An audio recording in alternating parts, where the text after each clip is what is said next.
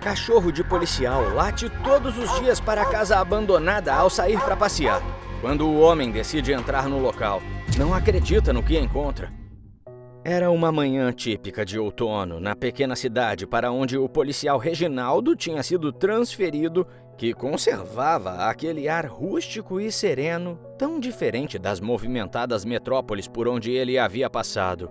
Mas, de todas as mudanças que aquela nova vida apresentava, suas caminhadas matinais ao lado de Sibérius, seu robusto e expressivo cachorro da raça Husky, eram as que mais lhe traziam paz.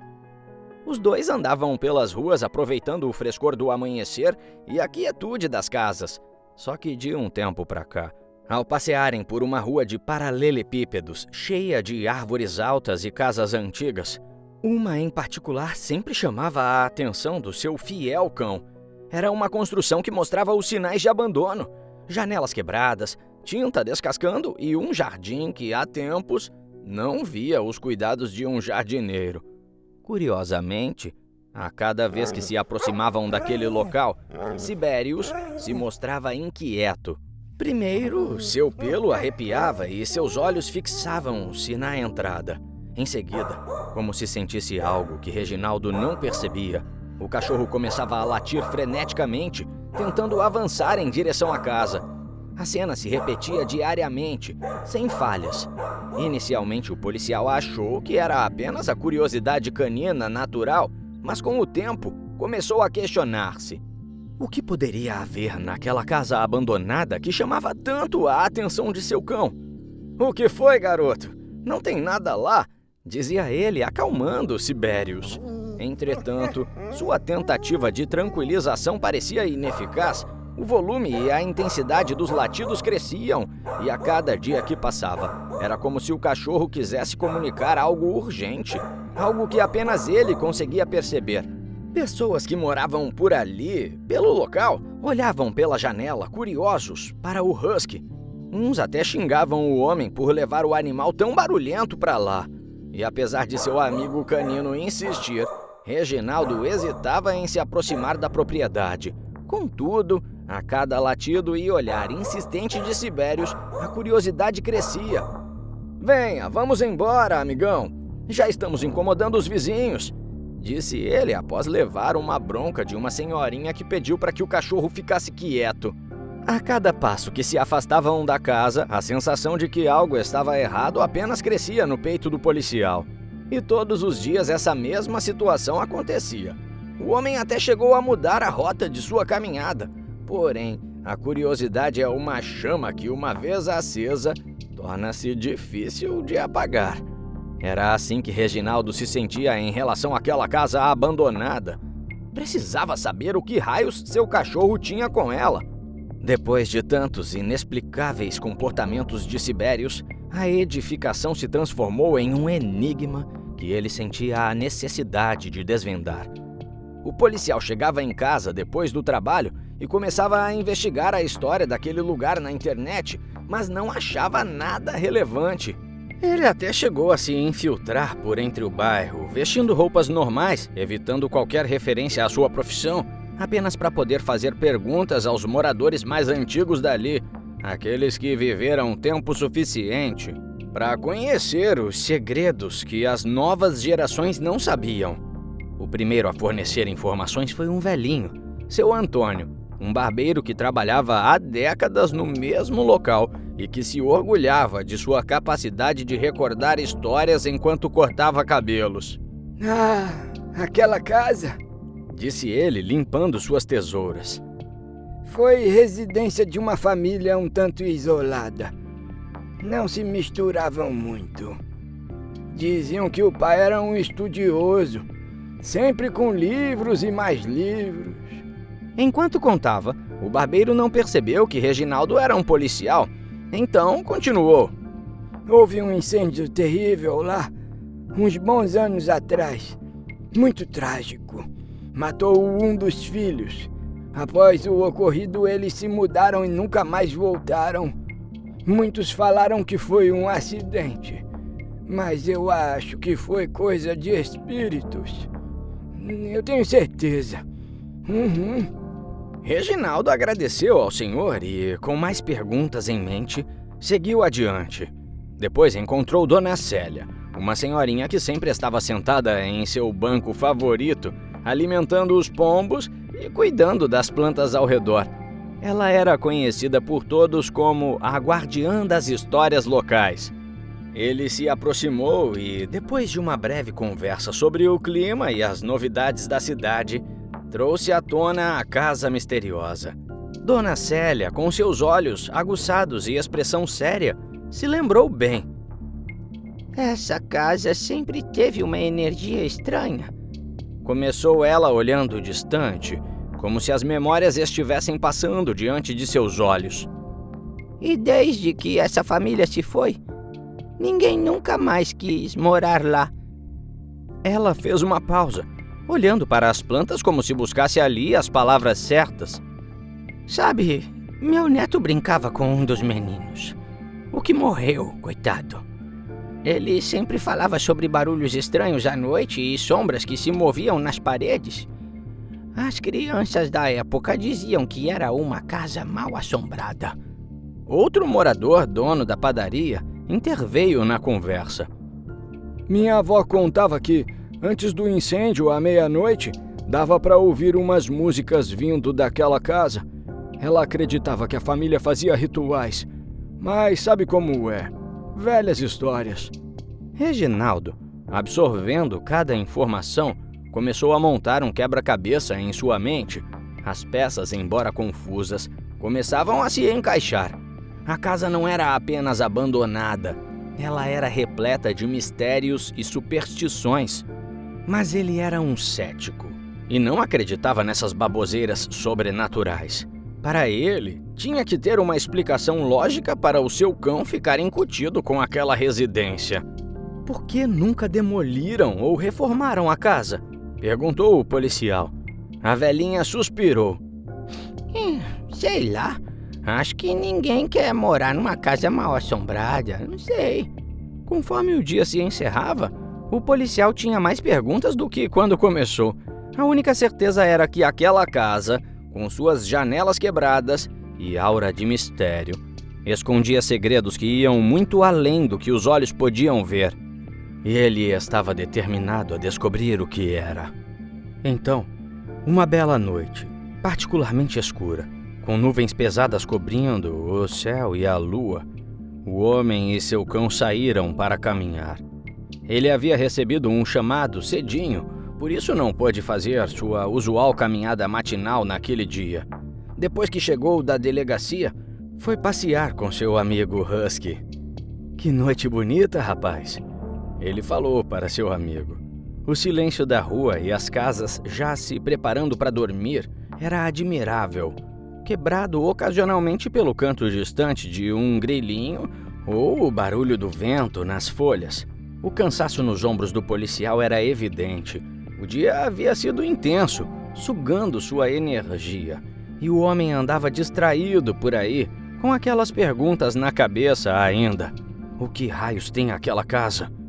E quando menos percebeu, eles estavam chegando em frente àquela residência assombrada que tanto o intrigava.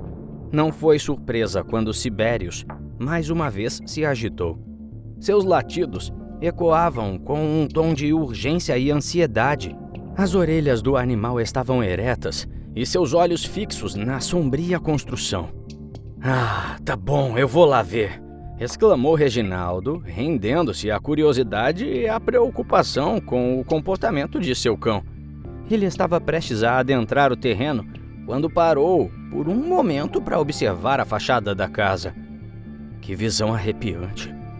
Aquelas janelas quebradas pareciam olhos vazios, o encarando de volta. As trepadeiras cobriam grande parte das paredes. A tinta desbotada e descascada dava um aspecto ainda mais antigo e esquecido. E quando ficou distraído por um segundo, pensando no quanto aquela casa era realmente assustadora, Reginaldo sentiu a cordinha da coleira de seu husky escapar de sua mão. O cão disparou em direção à casa, latindo freneticamente. Sibérius, volta aqui!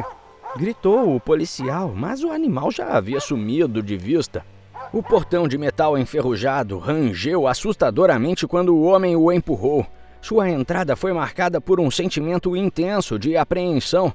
A atmosfera estava carregada de energia e, apesar do silêncio, ele sentiu como se estivesse sozinho.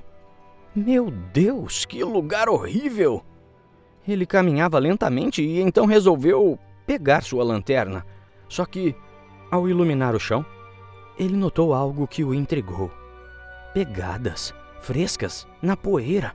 Estavam em um padrão meio torto, como se alguém tivesse andado sem destino certo por ali. Estranho. O homem entrou na residência e, seguindo um pouco mais, o foco de luz revelou outra coisa inesperada. Um pequeno brinquedo de criança, uma boneca de pano com um olho faltando, abandonada ali no chão da entrada. E foi aí que ele começou a concluir que algo muito errado estava acontecendo ali. A boneca não era velha, como se pertencesse àquela casa. Era dos dias de hoje e, embora meio suja, com certeza tinha ido parar ali no chão recentemente. Ele olhou ao redor e viu que as cortinas também pareciam ter sido movidas há pouco tempo. O coração de Reginaldo acelerou. Tem alguém aí?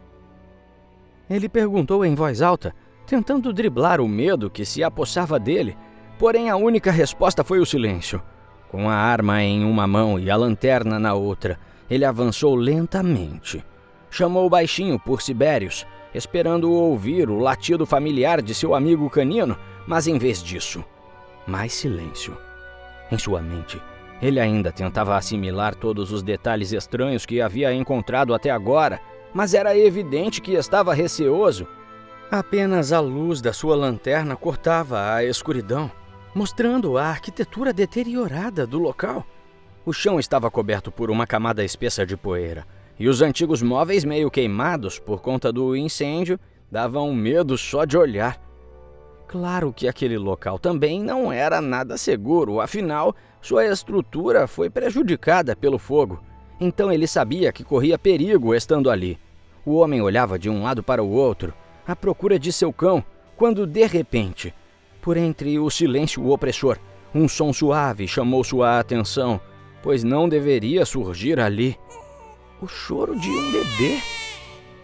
Era um chorinho baixo, quase como um lamento. O som vinha do andar de cima, fazendo Reginaldo levantar seu olhar para a escadaria à sua frente.